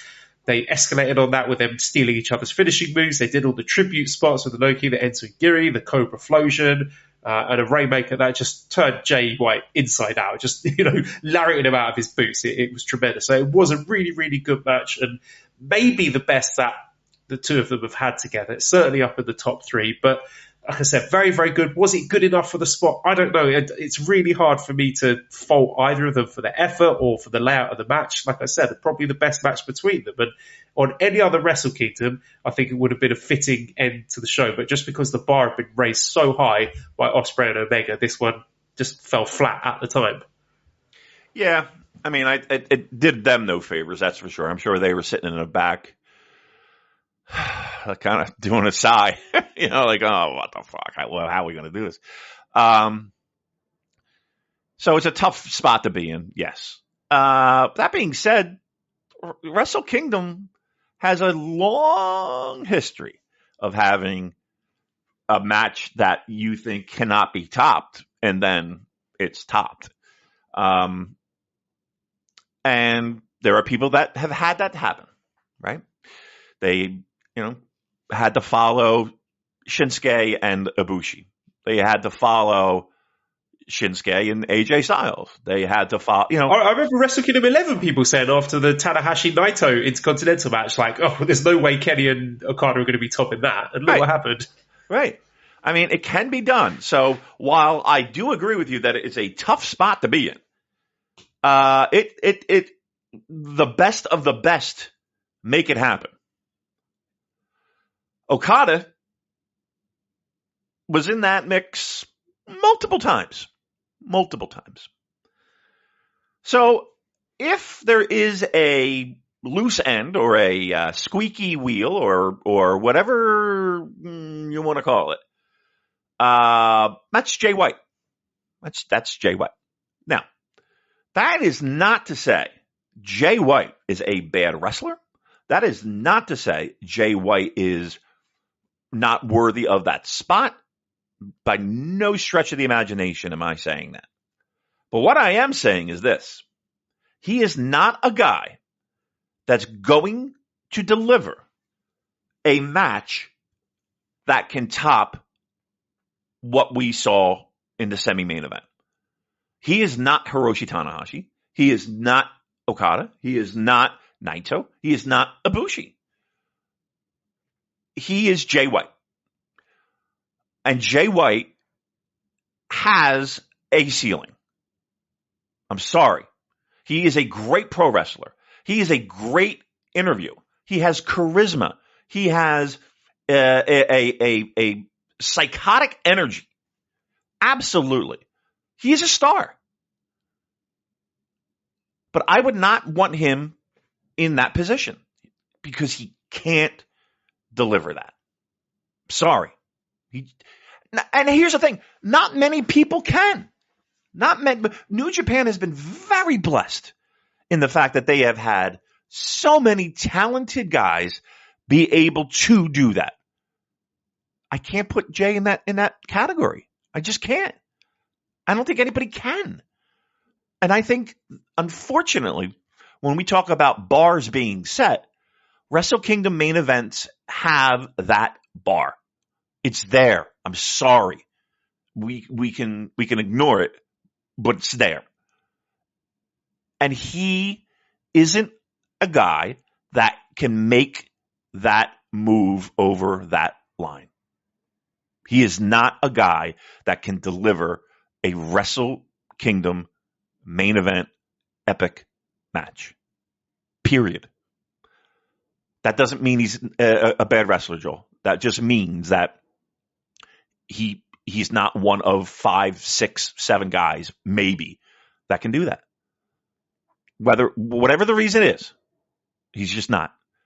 And that is not a dig on Jay White. That is not but look, all throughout this year, it's been a little bit of a struggle with Jay. And here we are, right? Here we are. So, good match. I thought it was a very good match. Very good match. It was outshined, definitely. I agree with you. I think I'll add a caveat. I think heel Jay White has a ceiling. Babyface Jay White, who could let off the leash to do all the kind of crowd pleasing stuff that all our favourites do. Who knows? But again, as Booz always says, Krusty is coming. I'll believe that when I see it. So I'm not going to be holding my breath for babyface Jay White, because as we'll get when we'll talk about New Year Dash, a lot of question marks over whether he will actually still be with the company or not. But thoughts on Okada retaining? Stuart says thoughts on Okada potentially holding the belt for all of 2023, especially since there's not that many people besides like maybe Ospreay and Naito who could take the belt from him right now. I think it's a smart move. Look, he's that on that roster. He's top 3. I think that's an easy statement. And I know everybody. I'm tired of Okada having. Okay, well he's really fucking good, right? And he does have a certain way of taking that title and making it important and making the matches important. And every time it feels like an epic title defense. So no, I mean, I look. Everybody knew it was bound to happen. Like that was the direction they were going. I got no problem with it. I think he should hold on to it for a long time. Long time. All right, well, that was Wrestle Kingdom 17, a tremendous show, top to bottom. That'll bring us on to talking about New Year Dash, which took place Thursday, January the 5th at the Ota City General Gymnasium. So rather than discussing all the matches here, because some of them were just there, let's talk about the events that took place. I mean, first of all, there's been a lot of speculation about Suzuki-gun and their contract status. Joe from Voices of Wrestling has done a lot of tremendous work digging into that. And it's really hard to report this stuff because sometimes when sources are telling you stuff and you've verified it as far as you can, it's not always going to turn out to be the case. There's a lot of moving parts to this thing. Plans could change. You could be reporting stuff that has been speculated on or suggested, but doesn't turn out to be the case. Like, remember we were talking about Jay White, the fact that WWE were interested in him. And, you report that and then people are saying, oh, these are the clowns that say Jay's definitely going to WWE. And it turns into a whole game of telephone where it's nothing like what you reported in the first place. But I mean, certainly from my point of view, I think there is a journalistic duty to report this stuff. If this is, trusted sources are telling you this stuff, it might not turn out to be the case because, like I said, there's a lot of things can change in people's situations. It's the same as, reporting on other sports, like football at the moment. There's a player, Mikhailo Mudryk, who's been linked with Arsenal at the moment. He might go to Arsenal. He might stay at Shakhtar Donetsk. He might go to Chelsea. And reporting the stuff that's coming out from the clubs, what the clubs are saying, what the players saying, what his agents are saying, what his owner club are saying, they're all going to be different things, and not all of them are going to turn out to be correct. It's not possible for them to all turn out to be correct, but the journalists have a duty to report all the elements of that, and it's up to you, the viewer, the reader, to decide what you make of it. Yeah, I mean, I'm in it every day, right? With hockey and football and baseball to a certain degree. And,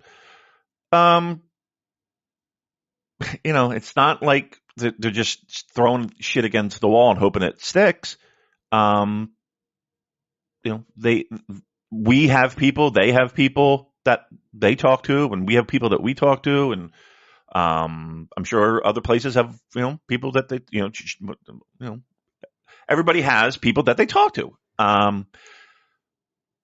It is their duty to do their best to either double check, triple check, that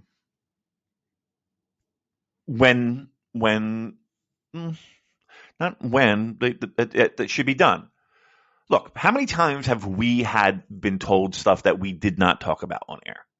Well, a decent amount of times, right? Or we would spin it in a way that, and the Jay White thing is a perfect example of that. But that being said, like, I think I don't know. Like, I think sometimes people are quick to get things out as opposed to get things right. And that's the world we live in. Whatever. Why do I feel like I'm dancing around this? Because I don't know. I'm not. Look, Suzuki-gun had contracts.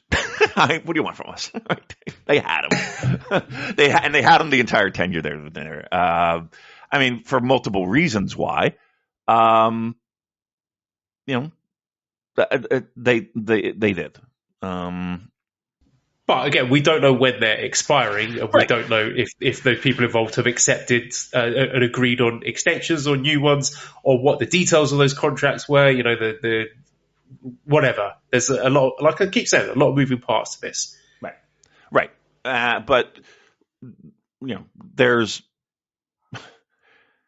like the problem is that like if we start talking a little bit more in depth with it, I don't want certain information to get out that I feel like we need to hold back on, right? And that might be a disservice to our listeners and like a total dick tease, but I'd rather not give you the whys as to the Suzuki-gun contract stuff, but they had contracts for various reasons. Not only from a pro wrestling business perspective. How about that? Guys have contracts. So the first major event to take place in New Year Dash was seeming alliance between, well, first of all, Minoru Suzuki and El Desperado back on the same page, and looking like Ren Narita may join them. They came out to help Ren after House of Torture were attacking him, so it looks like there's a possibility of Narita, Suzuki, and Despi taking on House of Torture for maybe the Never Six-Man titles, if not a full-blown alliance. So I don't know where this one is going to lead. I think, it could be a smart way to create some sort of faction and maybe have Suzuki positioned together with Narita, and maybe they can have a match at some point. I don't know. It could be a Suzuki retirement New Japan match where he loses to Narita and hands over leadership or whatever that faction is to Ren Narita. Who knows what it is? But at the moment, it's just interesting seeing those three aligned together. Yeah, but let's put a little bit of spotlight on the Never Six-Man titles finally. And I think that would be a fun tag team. If we're getting back into a little bit into Fire Pro Wrestling style, which I love. Yeah, let's see that tag team defend some titles. I'd be all in on that. Sticking with the Suzuki guys, we had Doki, Yoshinobu Kanemaru, Taichi, and Taka Michinoku all appearing together and labeling themselves just four guys. During that match, Doki pinned Francesco Akira. So we've set up a catch-22 defense of the junior tag titles against Doki and Kanemaru, who also pinned them during the Super Junior Tag League. And it also looks like we're moving towards Will Ospreay versus Taichi. And I think, whatever they're calling this new faction, I think it's a really good move for both Doki and Taichi because it gets Doki away from El Desperado. So Doki has got room to grow as a singles junior competitor when he's not doing the tag stuff with Kanemaru. And also Taichi, he gets to lead his own faction as well, even though they're saying, there's no leader, blah, blah, blah, we're a non-autonomous collective. Not every faction needs to have a main event level leader. I think it's absolutely fine to have mid-card factions. And Taichi, I think that's a decent spot for him to be, the Wrestle Kingdom rebound feud for the top guys. Yeah, the only thing that I'm a little iffy and wishy-washy on is when we lose one faction, and me and my factions, and now we have three new ones. Just like who's going to keep track of all this nonsense? But yeah, hopefully it does. Hopefully it's not a thing where all four of them kind of sink to the bottom. I definitely don't want that to happen. But yeah, I don't know if I'm super excited about the 4-man group or whatever the fuck, 4 guys or whatever the fuck they're calling them. Rob says, now that Takataichi Mania is no more, do you see a future with these guys getting a job on the booking panel? I feel like the praise these shows got could be used in undercard feuds, especially if they control the booking for just 4 guys, TMDK and Suzuki-gun too. I don't know about that. I think these guys like to have their autonomy and their independence so they can go off and do their sleazy, grimy shit that they like to do beyond the remit of New Japan Pro Wrestling. So I can't necessarily see any of these guys walking into the booking committee of New Japan. I mean, I don't even know if they are already, right? Maybe having some influence on, at the very least, their own programs. I mean, the only person, I mean, not the only person, but of those guys, who would you say would have the best chance? Probably Taka, right? I can absolutely see... I was going to say Kanemaru having some sort of involvement in the booking of the junior division for sure. Right. Maybe they don't want to give Taka that position of power because that might not be a good look. I don't know. Yeah, I think if there's anything involving Taka, it will be very hush-hush after his recent shenanigans. Yeah. So, but again, we're talking guys with years of experience, so I wouldn't be surprised if they already have a small word in that. But we'll see. Okay, we also had TMDK challenging Bishamon for the heavyweight tag team titles. We've got Tomohiro Ishii challenging Zack for the TV title. We had Zack Sabre Jr. recruiting Fujita to TMDK. Derek says, what do you think TMDK is going to do with their new ring boy? I suspect he's going to be there as a pin eater for tag matches, but who knows? I mean, either way, it's quite exciting. We're seeing a definite change of direction. We talked about the directive from Bushiro to get the guys onto the main roster faster than they have done previously. We're seeing stuff like Kevin Knight getting graduated in the middle of a tour, and now Fujita getting graduated in the middle of a show. You know, this is unprecedented. Right. We've never seen anything like this before. Yeah, I mean, it's different. Yeah, like if you wanted change, you wanted new things, you wanted new faces. Well, they're doing a good job of doing that. Absolutely. It may not be everything that you like, but you can't fault them for not trying. That's for sure. We also had Yo pinning Hiromu, and so it looks like he's going to be the next challenge for the junior title, and Naito and Shota Umino continuing their beef together. Yeah. A big sigh from you. I mean, look, it's Yo. I mean, let's see if he's learned anything. Let's see if he has found a little bit of charisma that maybe was left over from the tag team. Fingers crossed. And then we also have Jay White challenging Hikuleo to a loser leaves Japan match. So, I mean, of course, there have been all the rumours about Jay White possibly going to WWE in the past. We know that they're interested. And now we're hearing stuff from Sean Ross Sapp that WWE are interested in Hikuleo, as you touched on earlier. So, you know, now we've got an explanation for that terrible match in Sendai between Carl Anderson and Hikuleo. That was Carl teaching Hikuleo the Monday Night Raw house style. So Antonio says, hey guys, back with the questions since you guys are on number one scoops. First question, who do you guys think is leaving New Japan, Jay White or Hikuleo? In regards says, what number will Jay White be in the Royal Rumble? Paula says, do you think the loser leaves Japan match is intended to give Jay a clear path out of New Japan? And Derek says, if Jay White leaves New Japan, what do you think happens to Bullet Club? So Jay versus Hikuleo, loser leaves Japan. What do you think is the end game with that? Feels like a coin flip at this point. It really feels like it. And here's the thing. Again, when it comes to Hikuleo, I think everyone, and I joke about him being a fucking tailor-made for WWF and WWE, whatever. I think Jay White moving on is the best for everybody. I really do. I think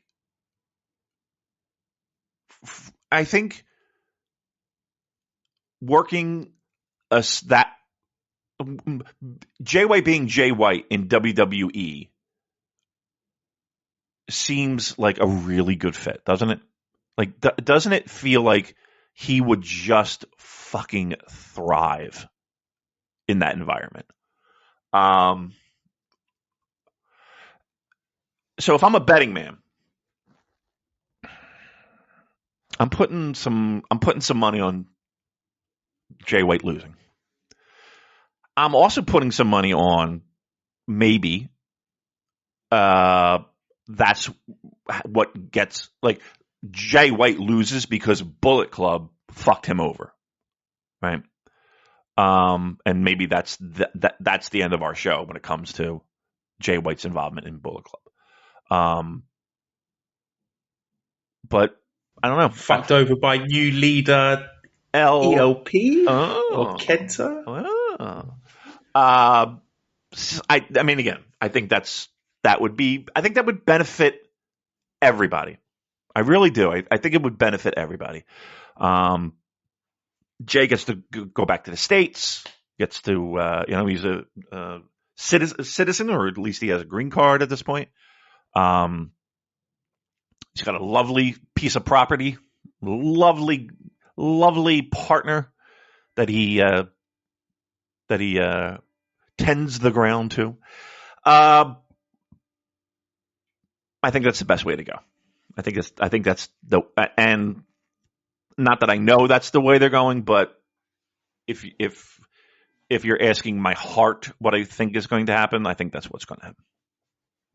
The cynic in me is wondering if that Hikuleo to WWE thing was leaked by New Japan to try and create a bit of uncertainty around the outcome of the match. But that's not a bad idea, if they wanted to do that. And it's not like that doesn't happen in all sports where agents or management or whatever will do that to kind of push the narrative to a certain way. I would not be surprised, right? Would not be surprised if that's the case. But that being said, WWE would fucking get a boner over Hikuleo. We also looked like we're heading towards ELP being Tama Tonga's next challenger for the Never Openweight title. And just a little moment where ELP and Kenta seemed a little bit reluctant to do the too sweet with Jay White. It looks like Kenta versus Tanahashi is going to be another direction. But yeah, just keep an eye on that ELP Kenta thing, because I've been saying it for a very, very long time. It would not shock me if ELP takes over as leader of the Bullet Club. I think he would be a great fit for that. He's already established himself as a semi-credible heavyweight at this point. We know he can do it. He can talk. He's got the look. And I think the company are pretty high on him. So if Jay does leave, my money would be on ELP taking over. Yep. I think that's the odds are in your favor on that one. Yeah. Also, we had the KOPW four-way match. So Shingo beat Yano, Okada, and Sho. I didn't really care for the match, to be honest. It's just a bit too silly for my liking. And so Shingo has won KOPW yet again, despite saying he's not interested in it and he wasn't going to compete for it. Now, the interesting thing is that he has challenged Kazuchika Okada, and I don't know if this is a way for them to get rid of KOPW because, they've got a lot of new titles now. So it would be a bit strange to do that very shortly after debuting the new title belt for the KOPW, but who knows? It's difficult to keep track of all this stuff. No one fucking cares. Come on, really? No one cares. Like, this is something that it would be very. And here's the thing: it's not even a thing where, well, it gives guys something to do. No, it does. No one cares. Stop it. Let's just fucking let's put a bullet in this one, please. Okay, well, how about this? Cactus Max says if Jay does exit Japan, should Shingo be positioned as the number one heel? It will be a fresh direction for him, and he excelled as one for Dragon Gate. And Wrestling Dad says, is it time to give Shingo his own faction and leave LIJ? If so, who do you think would be fitting in his group? I don't think he's. I mean, look, he's tremendous. He's one of my favorite wrestlers, but I don't know if that'll happen. No, I just don't see a scenario where that happens. The last big takeaway from New Year Dash was seeing the dream team of Kenny Omega and Kazuchika Okada teaming up to beat the team of Aaron Hanare and Jeff Cobb. So afterwards, we had Jeff Cobb challenging Kenny Omega to a US title match, probably in AEW. But how cool was it seeing Kenny and Okada teaming together? It was pretty cool. Like, it was very cool. They do their little belts. Kenny's looking at the world title, and so there's a little play back and forth. But Yeah, I mean, I don't think anybody walked into Dash thinking they were going to see that.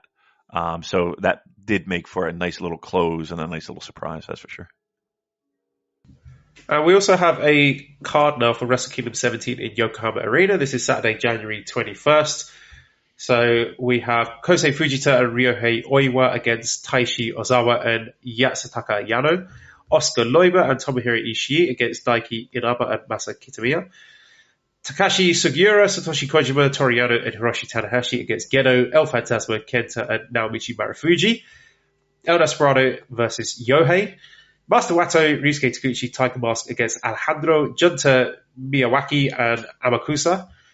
Togi Bakame and Kazuchika Okada against Yoshiki Inamura and Kaito Kiyomiya. And the top end of the card is all Los Ingobernables de Japón against Kongo. We've got 5 singles matches. We've got Bushi versus Tadasuke, Hiromu Takahashi versus Hajime Ohara, Sanada versus Manabu Soya, Shingo Takagi versus Katsuhiko Nakajima, and main event Tetsuya Naito versus Keno. What do you think of that card?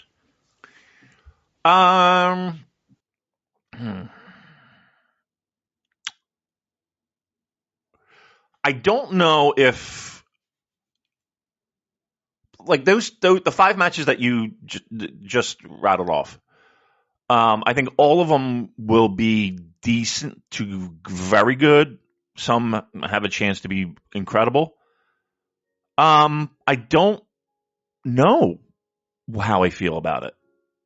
Truth be told, like, I'm not super worked up over it. Correct me if I'm wrong. This is not going to be on New Japan World.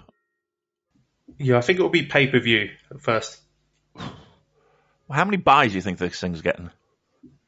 I don't know. I mean, for the casual fan, it's going to be tough. It's only, relatively hardcore pro wrestling fans like us who, is aware of people like Nakajima and Keno.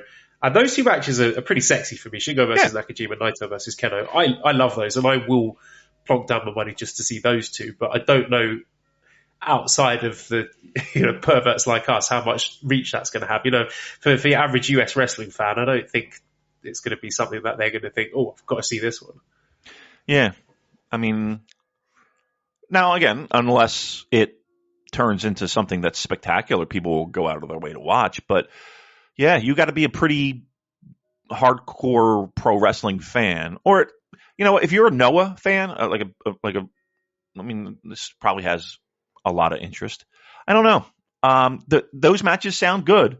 I just don't know if this is positioned right to be something that a lot of people are going to get into. The masses are going to get into. This is not for the foreign fans. I think this is for Japanese fans. I think from the conversations I've had with Manabu, he thinks the Yokohama show is going to sell out. He thinks Japanese fans really like the idea of New Japan versus Noah. So, from our perspective, then, yeah, maybe it's something that it's not necessarily going to land with a lot of casual fans. But I think for Japanese fan interest, this is a big draw. Probably. And again, for people who travel to Japan for pro wrestling, yes, absolutely. Again, I just worry about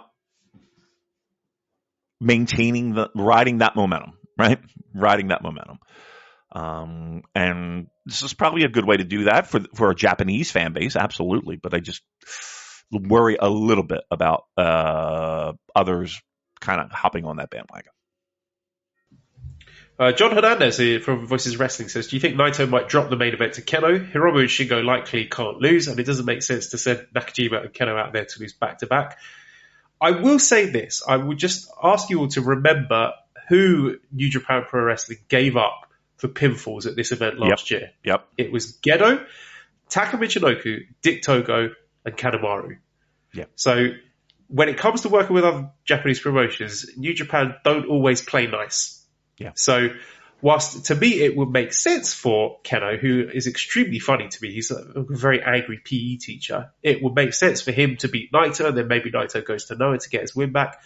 It would not shock me to see New Japan dominating across the whole card. I mean, they'll throw out a few people. You can see just from the names I listed off who is likely to be dropping force for New Japan, but Shingo and, one of Shingo, it wouldn't shock me if Shingo and Naito both won. I think Naito could lose, and if I were booking it, maybe I think that would be the more interesting option, but will New Japan see it that way? Don't know. Right, and it really depends upon what the future holds, right? Do they plan to have other shows with Noah? Then yes, it would be perfect sense for Naito to look at the lights. Absolutely. But if this is just a one-off show, and based off of New Japan's past track record when it comes to these type of things, yeah, I think I can't imagine there being too many surprises. Let's put it that way.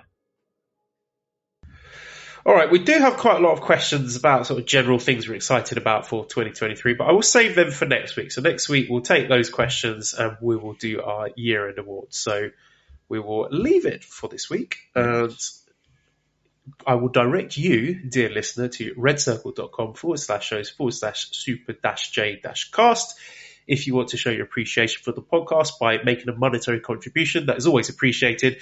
As we said, we don't have the time or the inclination to do Patreon and extra content and stuff like that. Neither of us are interested in doing extra stuff or putting the main show behind a paywall, so this is always going to be free. But again, if you like what we do and you want to show some love for us, then we always appreciate some donations thrown our way, and that's where you can do that. Discord link, if you want to join our community, you can send me a direct message on Twitter. And, from time to time, you might get little treats like me and Damon and Boots doing live commentary to shows, which was a lot of fun. I really enjoyed doing that. If you want to buy one of our t-shirts, you can go to @CobraKawaii on Twitter or prowrestlingtees.com/SuperJcast. Big thank you to our editor, Dan, who you can find on Twitter @LousyHero219. Subscribe to the Voices of Wrestling podcast network for other great shows. Give us a 5-star review on iTunes. Follow us on Twitter @TheSuperJcast. Thank you everybody for listening, and goodbye.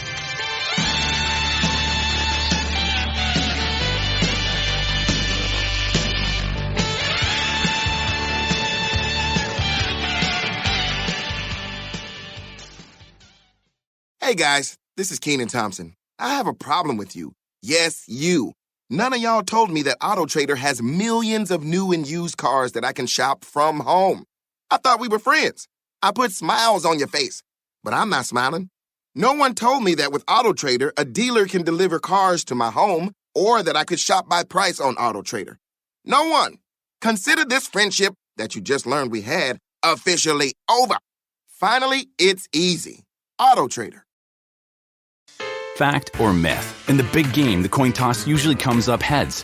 That is a myth. In fact, tails has come up more often in recent years. Football is full of myths, like the pigskin isn't actually made of pigskin. Gambling is a share of myths too. Unfortunately, believing gambling myths can cost you a lot of money. So learn what's myth and what's fact at KeepItFunOhio.com. You'll also find helpful tips, interesting quizzes, and great games, all to help ensure gambling is always fun.